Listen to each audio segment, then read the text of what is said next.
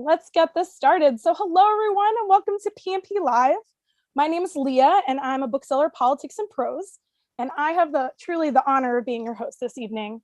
Thank you so much for joining us and tuning in this virtual format, which allows us to continue to bring these amazing authors and their important books to readers like you. And I'm so excited to welcome our very special guests, Sheba Karim, as well as Piyali Bhattacharya, to celebrate the release of Sheba's fabulous new book, The Marvelous MIRZA Girls. Look how beautiful this one is. Yes. And just a few notes before we get started, you can click on the link that will drop in the chat box to get your own copies of this book if you haven't yet, or grab another one for a friend. And also, another note, if you have a question for our guest this evening, you can click on the Q&A button at the bottom of your screen and add one there. And our guests will have some time at the end of this discussion to answer some of your questions. You can also vote on those questions you really want answered by clicking the thumbs up button next to that question. And please remember that this is a creative safe space and we ask that friends be respectful of one another in their questions and comments. And again, thanks so much for joining us today and supporting these amazing voices. So now on to the event you're all waiting for. It is my honor to introduce author Sheba Karim. Sheba has written several YA novels, including Skunk Girl, That Thing We Call a Heart, which was selected for several best book lists like Kirkus and Bank Street, and Miriam Sharma Hits the Road, which was also an NPR Best Book of the Year. Her writing has been featured in many different outlets like Asia Literary Review, Literary Hub, and Time Out Delhi. And Sheba received an MFA from the Iowa Writers Workshop and is currently the writer-in-residence at Vanderbilt University. And tonight, we are celebrating the release of her fourth novel, the beautiful, humorous, and insightful, marvelous Miss MIRZA Girls. So it is very apropos that tonight Sheba is joined with writer, editor, and educator, Piyali Bhattacharya. Piyali is the editor of multi-award-winning anthology, Good Girls Marry Doctors, South Asian American Daughters on Obedience and Rebellion, and her short stories and essays have appeared in many publications, including the New York Times, the Wall Street Journal, and Plowshares and National Geographic. So previously the writer-in-residence at Vanderbilt University, Piyali is now the incoming artist-in-residence and currently at University of Pennsylvania Creative Writing Program. So we have two great voices this evening. So now it is my honor to pass it over to Sheba and Piyali, and the virtual stage is yours. So welcome. Thank you so much. So should I start with a reading? I would love to hear all right, a passage from the marvelous MIRZA Girls before we jump into discussing.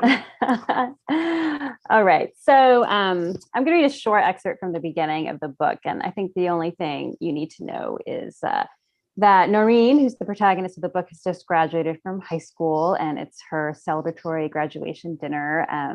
And she is still grieving the loss of her aunt, her mother's sister, who died from cancer a year earlier. Graduation dinner began with oysters and a bottle of Prosecco. Noreen wasn't one for alcohol or pot. In varying degrees, both brought her down, then pummeled her with dark thoughts. You'll never write anything worthwhile in any way. Your writing sucks. Your mother could die. The uncle could die. You could die. If you were funnier, smarter, prettier, a better writer, maybe your father would want to know you. But the dinner was a celebration in her honor, and she felt obliged to sip from her mother's proffered glass. And as Ruby and the uncle reminisced about a dingy summer sublet they once shared in Williamsburg before it became hopelessly hipster, she considered her aunt in present tense, the window in the coffin. In her afterlife research, she'd read about the theory of the torture of the grave, that right as your grave filled with the last of the dirt, your spirit returned to your body, and Munkar and Nakir arrived. Munkar and Nakir were demon angels, blue-eyed, black-faced, with wild hair and mile-wide shoulders. They came to test your faith, interrogating you with tongues that breathed fire.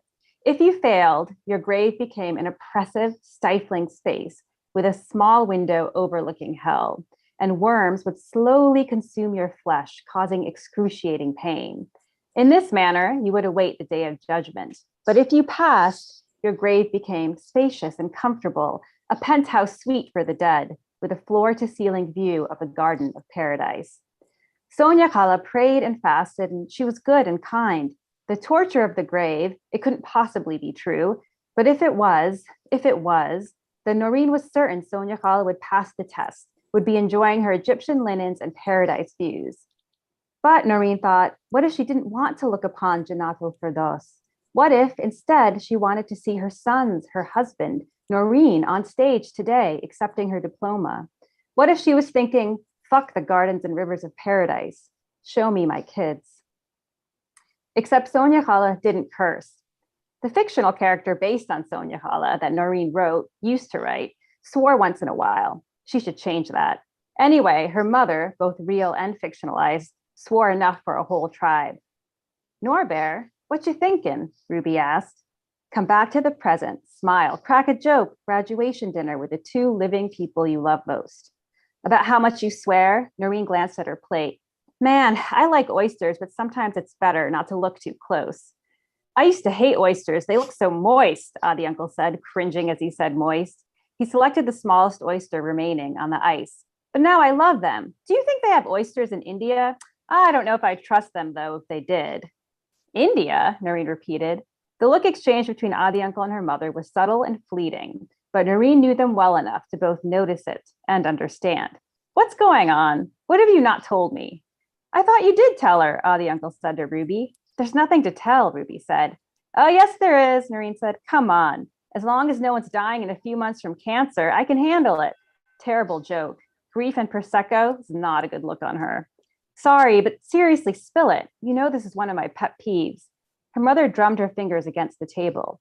The foundation is interested in supporting projects in India, and they asked me if I'd be willing to relocate to New Delhi for a few months to do a kind of assessment report.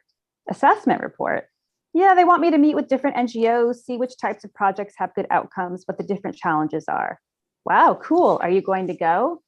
They can send someone else. It's bad timing. You're starting college, and neither of us is exactly in our best state. That's your precondition for going to India, Noreen said, that both of us be in our best state? How do you even define that? Exactly, the uncle said. If they'd been home, her mother would have gotten up and started pacing. Instead, she bounced one leg under the table and began to rearrange the empty oyster shells across the bed of ice. I don't want to leave you. It's your first semester of college. What if you need me? Don't worry about me, Noreen said. I'll be fine. I can understand why you wouldn't want to go, the uncle said, but you've wanted to live abroad since I've known you. Remember how upset you were when we both got accepted to study abroad and your parents wouldn't let you go? I'm not moving halfway around the world while my daughter is still grieving. The couple next to them paused their conversation. Ruby cleared her throat, smoothed the napkin over her lap. The uncle reached over to rest his hand on her knee. The table stopped vibrating. I really am fine, Noreen said. I'm learning to dance with a limp. Wait till you see my moves at my wedding. Noreen's therapist had once quoted a writer, comparing grief to having a broken leg that doesn't heal right and still hurts when it's damp outside. But eventually you learn to dance with a limp. It was a weird analogy, but it had stuck. Love the happy face, the waiter said, referring to what Ruby had done with the oyster shells. He was a lanky hipster in a red bow tie and carried 3 appetizer plates, one balanced on his forearm. The uncle always overordered. I'll stop there. Oh, fabulous. Thank you so much for sharing that passage. And I'm so glad you shared that passage specifically because it's the passage, this is probably exactly why you wanted to share it. It's the passage that introduces us to the fact that is Noreen and her mother are going to spend some time in India for the next several months. And it's such a perfect moment for me. And I think that I'm really glad to be discussing this particular book with you. I mean, as you know, I've told you this book means a lot to me, partially because it's so beautifully written and it's so beautifully explored, but also because of what it's an exploration of, which is an exploration of a young South Asian American woman's exploration at a very young age of a Delhi that she maybe didn't know existed. And you and I have talked several times about the fact that in some ways, at least, was our story. And certainly for me, I grew up in a Bengali American household in New York, and I when I got to college, I knew that I wanted to spend some time in India sort of on my own terms and not sort of mediated through my family. And so I chose to do a study abroad program as sort of Ruby talks about in this scene, at Delhi University. My junior year of college, I spent in Delhi, and it was my first sort of like Delhi experience. And that experience, for me, like reading The Marvelous Mirza Girls, it feels like my whole Delhi college era experience was just transposed on this page, and it just really comes alive for me in that moment. And so I love the moment that you read. I love the moment where we're anticipating the going, because so much is going to happen for them right after this, in a way that like so much is going to happen for Noreen anyway, because she's graduating and she's going to go to college, and like so many things are going to happen for her, and like that moment before is like such a big moment. But for me, just personally, like the moment of like, oh, you're about to go to Delhi and you don't even know how magical it's going to be and how many things are going to happen for you and how much you're going to learn, not just about like Delhi, but about just like what does it mean to be South Asian? What does it mean to be South Asian American? What does it mean to be a South Asian American woman? All of those things sort of get explored in the novel as very similarly to the way that I feel like I felt them in my own life. And so, so the book has meant just so much to me in that regard. And so I'm really glad it's in the world. Thank you. I'm so happy to hear that. Yeah, of course. But yeah, so I think I guess I wanted to start there. I wanted to start by asking you about, I know that the book has some roots for you in the time that you spent in Delhi. Again, sort of something we have in common is that we've spent sort of multiple eras of our lives over the last 10, 12, 15 years in Delhi. And I'm wondering in what, like, so the book is set very much in kind of like present day, but it kind of is bringing along a Delhi of maybe the last decade and a half or so. And I'm wondering like how you wrote it in terms of keeping all those Delhis in mind, with a parallel of the fact that like Delhi also exists in 9 cities, and that is also explored in the book, you know? Yeah. So, I mean, I moved to Delhi as an adult, and it was my first time living there. And another thing I think is interesting is that for South Asian Americans, a lot of our experience going to South Asia as growing up was with our families, you know, and so which is a very different experience when you move someplace on your own. We go with your family, and there's family obligations, and you're tagging along with your mother when she goes shopping, and you can't really build your own life.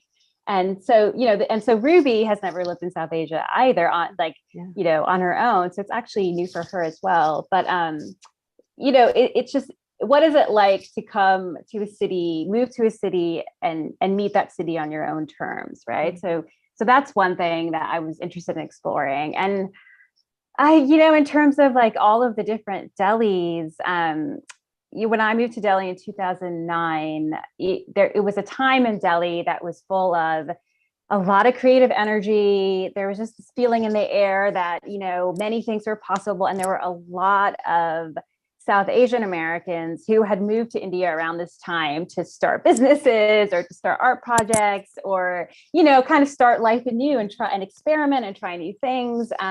So there was very much that energy there. And so, you know, and I think that continues to a certain extent in, you know, now Delhi, or at least up to the pandemic Delhi. But so there's that, but then there's also the changing political environment, right? And so, you know, freedom of speech in Delhi and what artists feel and academics feel free to write about and talk about has drastically changed. So I was trying to capture both sort of all of the possibilities one feels when one moves to Delhi, as well as how those possibilities are now being limited by the government that's in power.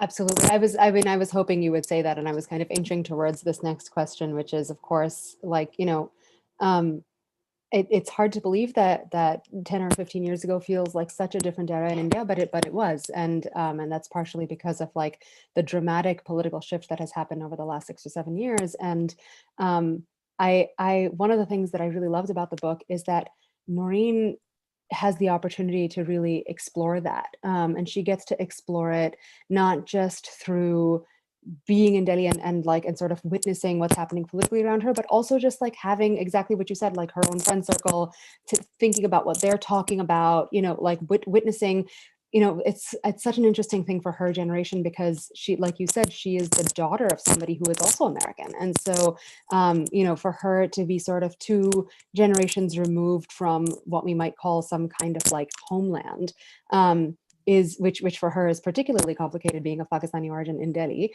but that, I think there's so much there for her to explore. And I think one of the really beautiful ways it comes out is through her relationship with Kabir, who ends up being her sort of love interest in the book. And he takes her through not just the sort of basic facts, politics of what's going on in India, although he and his friends do discuss that a lot. But I think the really beautiful way in which politics is often explored in the book is through one of my absolute favorite things about Delhi, which is its monuments, and I always joke to friends who maybe have never been there. I'm always like, our evening walk in Delhi is on ancient tombs. Like, that's where we go to walk every day. Like, the history is not dead in Delhi. It's very much like, we get our groceries from the guy selling, like cucumbers outside of the, like the tomb, like the ancient tombs, like that's like, it's such a living part of the city. And it's such a political part of the city. And I feel like Noreen and Kabir's relationship really explores that. And I was wondering if you could talk a little about that. Yeah, so I would say almost all the medieval monuments in Delhi, because medieval Delhi was ruled by various Muslim kings, are Muslim monuments. And in a way, Kabir and this history of Delhi, 1947, a partition, there was a lot of violence, and a lot of the Muslims of Delhi moved to Pakistan. And then, a lot of Hindus and Sikhs moved to Delhi. And I think 50% of the population of Delhi left, and then 50% came, right? And so in some ways, in a lot of ways, the monuments are sort of this physical link to Delhi's past. And it's even more important now, because you literally have a government in power that's trying to erase Muslim history in Delhi, and like trying to take Mughal emperors like out of the history books. And a monument, the monuments aren't just about like a Muslim monument, the architecture and the way it's organized, and how it's organized in quadrants, and it's supposed to reflect paradise. So you look at a monument, and maybe it's in ruins, and you think, oh, this is the past, and this isn't like, this isn't as important. But the fact that you're moved by it, and the fact that you're struck by it, actually, you are connecting with that past, right? And I think that's like, she has that moment at Begumpur Masjid, which is a ruin, but when you walk in, and there's something about the vastness of it, and the symmetry of it, and the sacred geometry of it, that's stunning. And it's like, the government can try what it can, but thank God you still have these spaces in Delhi where you can go and just kind of feel the power of its past. Absolutely. And I think and all the monuments are living. Yeah, they're very much in use, and they're very much alive. Yeah. And there was years ago, there was a plan to because a lot of the monuments. So if you go to Delhi, you'll see some of the old monuments are restored, right? So they have their old color, but a lot of them, just especially in the neighborhoods, you'll walk by and there'll be just this old tomb, right? And it'll be really blackened and in ruins. And all of those tombs in Delhi, you'll see a lot of them, they all used to be full of color, right? And it's hard to imagine it now. And so, when they first started kind of renovating some of these tombs, and they wanted to return the color to the tomb, some of the local residents objected, because they were just so used to having these blackened ruins that they were like, oh no, like why would you want to put color on these tombs? And it was just so interesting to see that like juxtaposition of like what people are used to, because they've fallen into disrepair, and the British like didn't maintain them, to what the possibilities are if you do return them to the color that they used to have. Yeah, absolutely. And they kind of have these double lives now, as being these like sort of whatever they were originally, and now what they are now, and another life in terms of what they represent in this moment too, which is kind of what Noreen and Kabir sort of discover as they move through Delhi, researching all of these things, or just hanging. Like, research is a wrong word, partially because they're not at these monuments to do research. They're at these monuments to just live at them and to just be at them, and that's where they have their dates, and that's where they hang out, and that's just where they are. The other thing we should say about the monuments for people who haven't been to Delhi is that a lot of these ruins are where couples go to meet and to cuddle and like make out, because they live with their parents and they can't do it just on the street. The only place where there's even a modicum of privacy. Like, exactly. And privacy is also like a weird word in India, right? Like, but what do you mean by privacy? Like, if you're cuddling with your significant other, like, there might be 100 other people at the monument who are looking at you, but as long as none of them are your family, that's okay. Like, that's privacy. It's a fun. Speaking of that, I really, one of the things that I really loved in the book was that the structure of where Ruby and Noreen live is this very beautiful and also very Delhi structure of, they have the flat that they're renting, but it doesn't exist in a vacuum. It exists very much in a community, and that community is curious about them, and they are curious about that community, and they end up being very enmeshed in each other's lives. And I was wondering if you could talk a little about that community. Yeah, so I think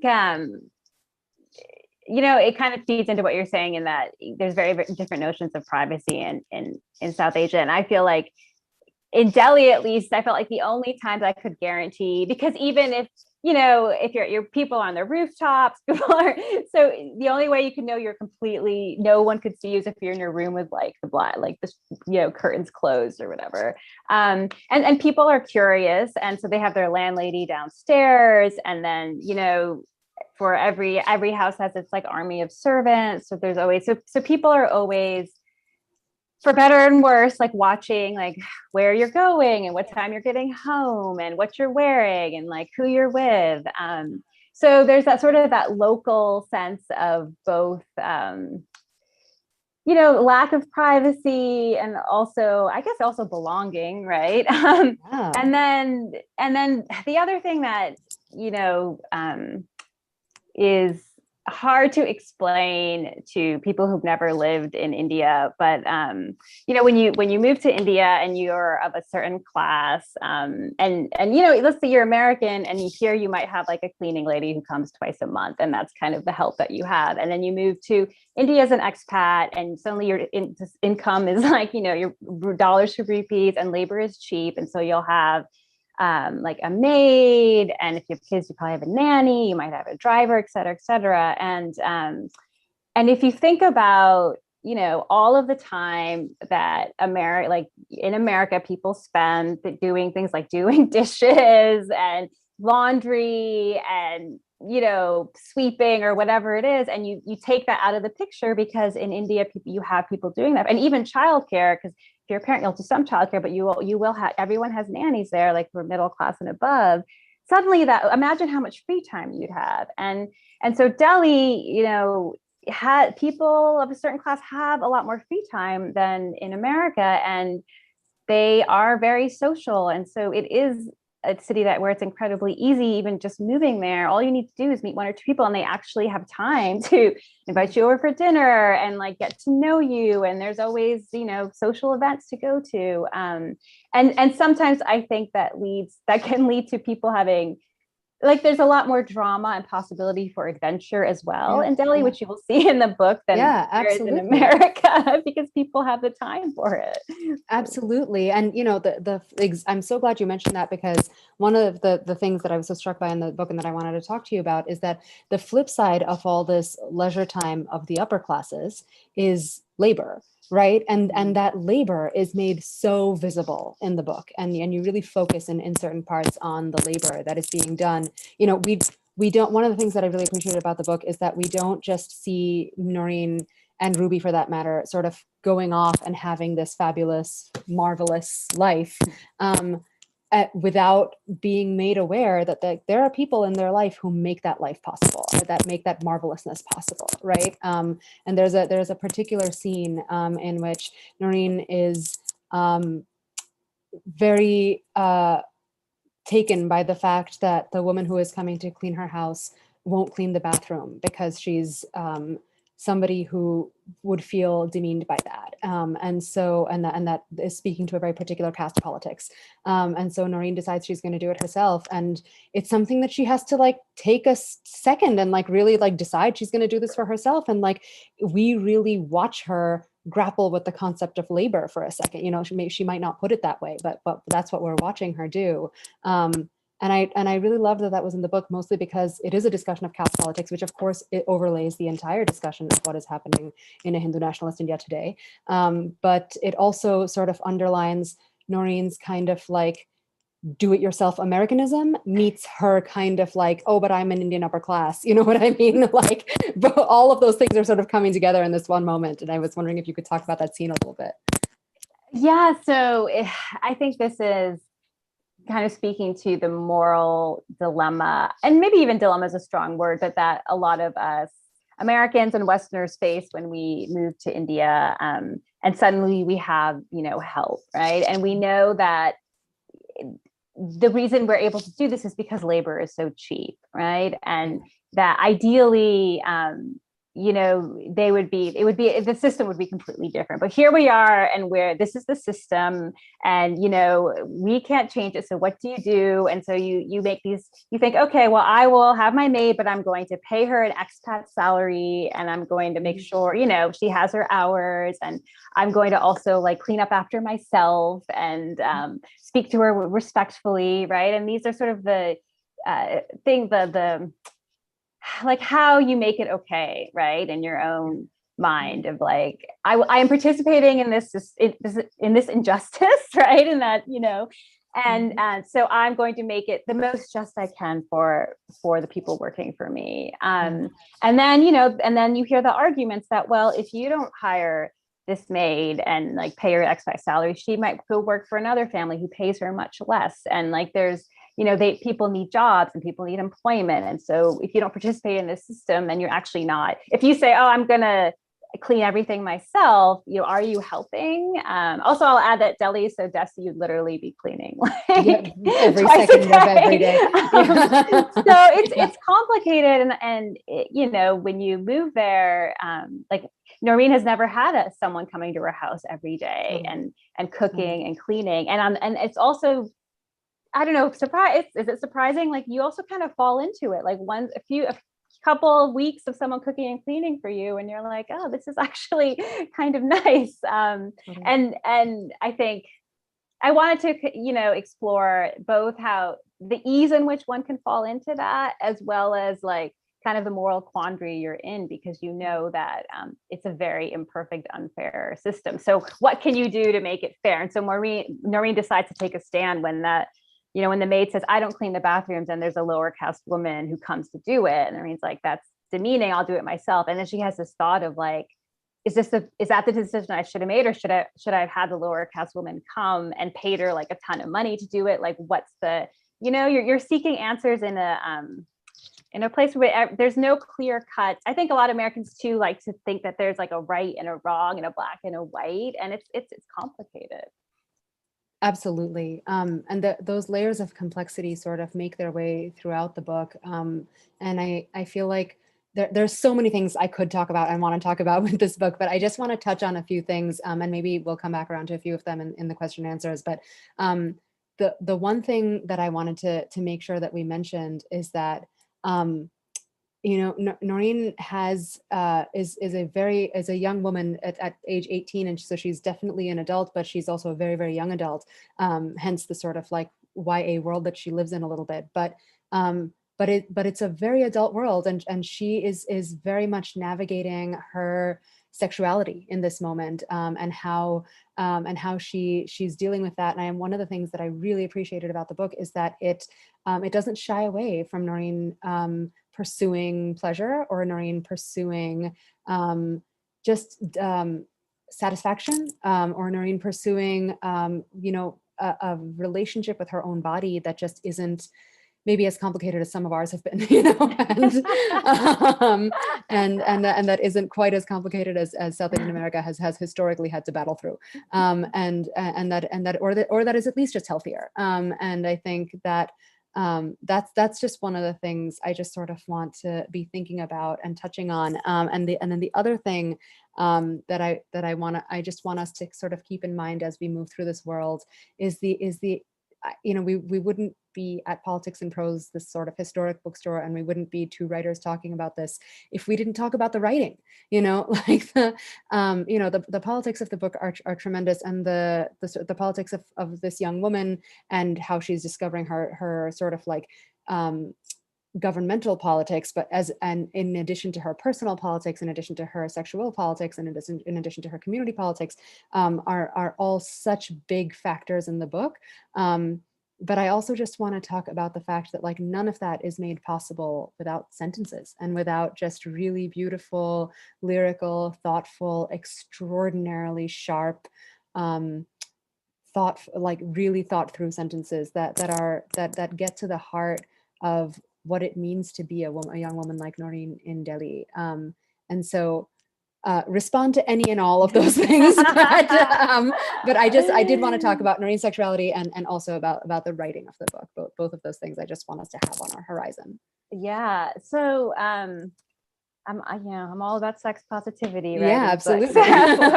But so you have, Ruby and Noreen, and Ruby is raised by, Pakistani immigrant parents, and basically on this axis of like shame and honor, and that's like, and so she, and I think about this too, because I'm now a parent and I have a lot of, other South Asian friends and like just kids of immigrants in general who become parents, and we're actively thinking about, well, what kind of parenting did we receive, and what kind of messages did we receive, and what do we want to pass down to, and I have two girls, what do I want to pass down to my girls? And I don't want them to feel a sense of shame around sex, and I don't want them to feel this like burden of you carry the family's honor, and so part of the reason I think I write these sex positive books is for them, right? So that they have like models of women sort of unabashedly, feeling pleasure and seeking pleasure and being open about, and funny, and joking funny, about really their funny. body. The women in this book are funny, and it's wonderful. Yeah, and I think, and I also think part of it is also, I think for a while, I think there was sort of a bias in the West for, the Muslim woman narrative of like the subjugated Muslim woman who maybe achieves freedom in the West. And this is kind of, so she's grown up in the West, she's grown up with like this kind of feminist mom, but she has some sexual experience like before she leaves her Delhi, like in the US, but really her sexual awakening and her first time falling in love is in India, Which is my favorite thing ever, by the way, because there's such a sort of trope of like brown woman must come to the West in order to discover that sex even exists. And I love that Noreen is an American woman who has to be like, actually, this is the sexiest thing that ever happened to me. We're in India, like.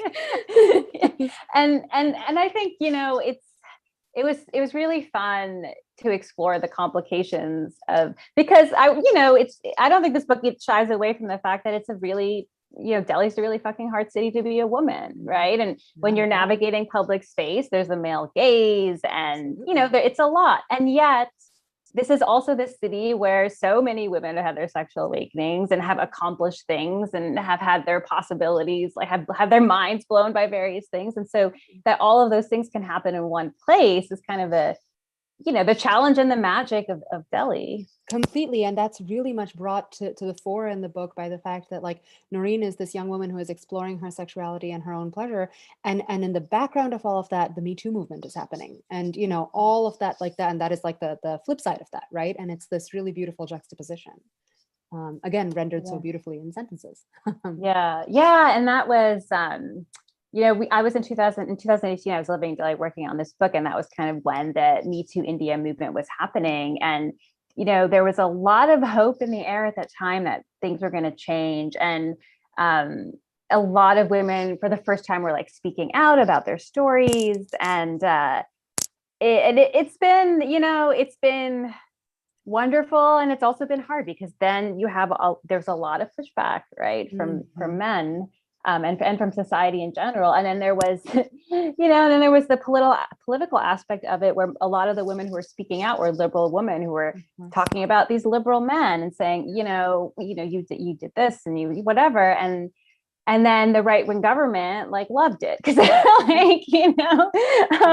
so even that was complicated, but the left really had to deal with that. The left really had to deal with people saying, the idea that well, this is happening just as much on the right wing, but nobody's talking about it. And so therefore, right.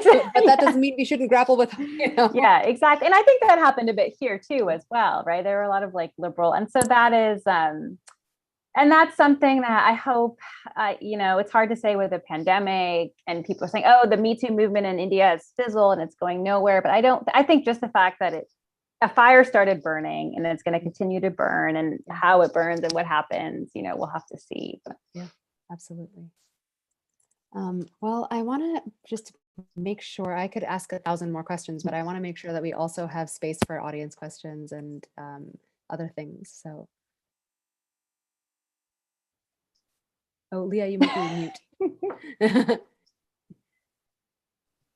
Sorry, I can hear you guys talk about this. I just zoned out because I'm so engrossed in this conversation, and I feel like there's so many great questions we can dig into. But just in case, let's take a question and then we'll see if we can dive back into it. So are you ready for our first question? We have a few other ones coming in as well. So yeah, our first one is from Sam. And Sam asks, were you able to go to India to do research pre-pandemic, or was it based all on your prior experience? Yeah, so I've lived in India off and on since 2009. And so my last time in India was, I got to spend a whole year there in 2018. And that was where I wrote the bulk, the first major draft of this book. And so, which was great because I got to go, and so I had been to all the places that I wrote about in the book, but I got to go again with sort of the eye of the novelist who's now going to write about this place, and with my notebook and noting down any cool details or a particular smell, or so I'm very glad that I was able to have that year, because it's always nicer to be able to visit places when you write it while you're writing about them, rather than just rely on memory. No, I feel like you can really take that from your writing. I mean, of course, I'm learning a lot from it, but the pictures that you paint in this book are just so beautiful, and I really feel like I'm there. So it makes me want to visit as well. It's very imagistic, yeah. Yes. So we have another question. So our next question is from Keegan. And they ask, hi, thank you for this inspiring conversation. I am hoping that Sheba can talk about the research that she did for the novel besides living in Delhi. So did you do any additional research? Oh, I watched Gilmore Girls because, the mother-daughter relationship is kind of inspired by that show. I guess I did read a few other books set in Delhi. I read Gin Patrol and the Purple Line, which came out around the time I was finishing my book, I think. And just to see how other people depicted Delhi. And that's really, I don't think of research. I think it was just reading some novels and I watched a few movies set in Delhi as well. I'm so glad, if I could just jump in for a second, I'm so glad that Gilmore Girls was mentioned, only because it's a show that holds such a place in popular culture, especially in the United States. And, of course, I've seen it, and it's this show that is just such a fantasy for what most young women want out of the relationship with their mother. And I think it's a real fantasy for a lot of, mothers about what they might want out of a relationship with a daughter. But I think one of the things that show can't get at is, and Noreen actually says this in the book, it can't get at the fact that this is a brown mother and daughter, and it's just such a different relationship, mapped in such a different way, right down to Noreen's relationship with her nana nani, who are Ruby's parents, who Ruby has a really kind of contentious relationship with, but Noreen has a kind of more level-headed relationship with them. And it's not on the grounds that the Gilmore Girls relationship is set up on. It's really on the grounds of immigration. And it's really on the grounds of like, what do we take with us when we immigrate? And what do we take with us when we come to a different land? And what do we give that first generation of children who are raised here? And what is missing from that? And sort of Noreen, as the sort of next generation, is able to take some of that, whatever was missing, and maybe shove it back into her life in a really interesting way. But you mentioned the fact that you have two girls, which is something I think about so much as I'm reading this book. And I'm thinking a lot about like, how has writing this book changed your relationship to parenting two young South Asian girls? So, they're still young. And so a bit of it was me really just projecting like, what kind of relationship do I want to have with my daughters because right now I think, and I think for a lot of South Asians who had immigrant parents, a lot of us had pretty okay relationships with our kids. I mean, our parents, until we hit puberty, and like boys got involved, and like modesty became more of a thing. The shame and honor thing really came into play. And so I really think about, and I'm already very sex positive about like, sex is a healthy thing and all of that. But this is me. I'm kind of trying to foresee like, what are they going to face in the future? How am I going to deal with it? And also, and this is something like a lot of South Asian, like second generation parents think about, what do I want to pass down from my culture, and how do I pass it along without like the misogyny and all of that, and the casteism and the colorism and all of that. And it's complicated, like, and I think and also I'm thinking about this, and I feel like I'm doing this in a very conscious way. And yet I know I'm fucking up in 100 ways. And like, what is my kid going to be saying in therapy when she's 30 about what parenting is? Yeah. But I think those are things my parents never thought about. They never thought, what's Sheba going to be saying in therapy when she's 30? Like, how are we messing her up? And because they were like, it doesn't matter what Sheba's saying. I mean, it's, we were these angst-ridden teens who are now these angsty parents who like maybe overthink these things. Oh my gosh, I love that. I guess we have a few more questions that popped up. So let's take another one. Our next one is from Sam. Sam asked, did you have a favorite place in Delhi? Any particular location where you were particularly inspired? So the ruin in Delhi where the Jinn saints live and where you leave the letters. I don't know if I want to say that's my favorite place, because it's a very intense place, but it is the place I had a very profound emotional experience there. And whenever I go, I still that returns. I have a return of that experience. It's a very profound place for me, and so that's kind of a place in Delhi that holds a great meaning to me. But frankly, I can't go there very often because it's such an intense experience. In terms of favorite, I mean, I love Lodi Gardens, which everybody who lives in Delhi loves. And basically all the, even Humayun's tomb has been renovated. So I love all of the monuments. And then certain neighborhoods in South Delhi that I've lived in hold meaning to me too, just because I've lived there and my friends have lived there, and I have like a lot of memories there. I don't know if this is true for you, Sheba, but I write a lot in Hoskas village when I'm in Delhi. And it's just partially because it's a place that has a lot of cafes, and partially because it's a place that is a place full of restaurants and cafes and shops and everything, and also a place that's full of parks, and also a place that's full of ruins. And so because it's so many of those things, I actually find myself, and because the other sort of ancient monuments can be such intense emotional places, I find that Hoskas village for me is a place that I write really well in, and that I feel like inspired in. I don't know if that's the case for you as well. Yeah, I've definitely done some writing there, for sure. I mean, I bet there are just so many great places and opportunities to be able, I mean, wow. Which actually is a great segue for our last question, which is actually for both of you. As Piyali said at the end of your questioning, like, the writing process, I mean, you're writing it for both of you is just so stunning, but also humorous. So our last question is from Katie, and Katie asks, what is your writing process? Do you plan or write as you go? And that's for both of you. Yeah. So for me, I am kind of a structuralist. So I really kind of like to have a map of where I'm going. Even though I know that in revision, it might entirely change. It's just sort of this mental thing for me of like, okay, this is where I think I'm going and what needs to happen. And therefore I have something to follow.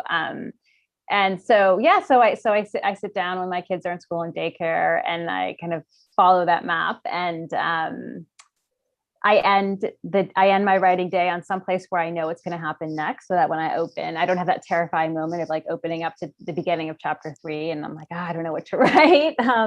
And yeah, I think I don't worry too much about like sentence level stuff until later drafts, because I feel like for me, just getting it all out is in a cohesive way is the most important thing for me in the beginning. And then in like later drafts is when I really, narrow it down and be like, is this the right image? Did I capture the feel of this place correctly and all of that?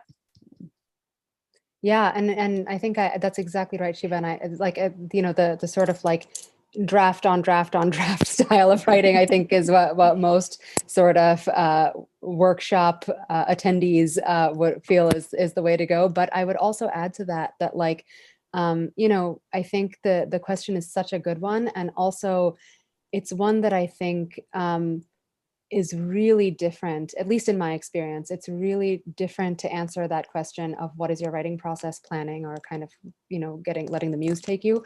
It's really different to answer that question as a writer of color, and specifically as a writer of color who is writing for a non-culturally specific audience, than it is to answer that question as a majority writer. And the reason why I say that is that I think all writers cannot survive without whimsy in the process. It's not possible. You can't do creative writing if you're not letting the muse take you, and if you're not letting the idea take you.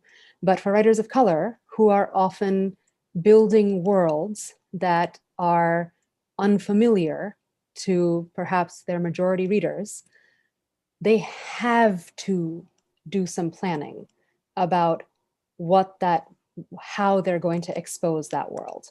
They have to. They don't have a choice. It would be nice. Sometimes I feel like it would be really nice to just be a writer who is just like, let's see where it takes me today, But I don't have that luxury, because I am constructing a world that is fully exists and is fully real to me and to a trillion other people, but that is not necessarily real to the people who I'm giving this book to.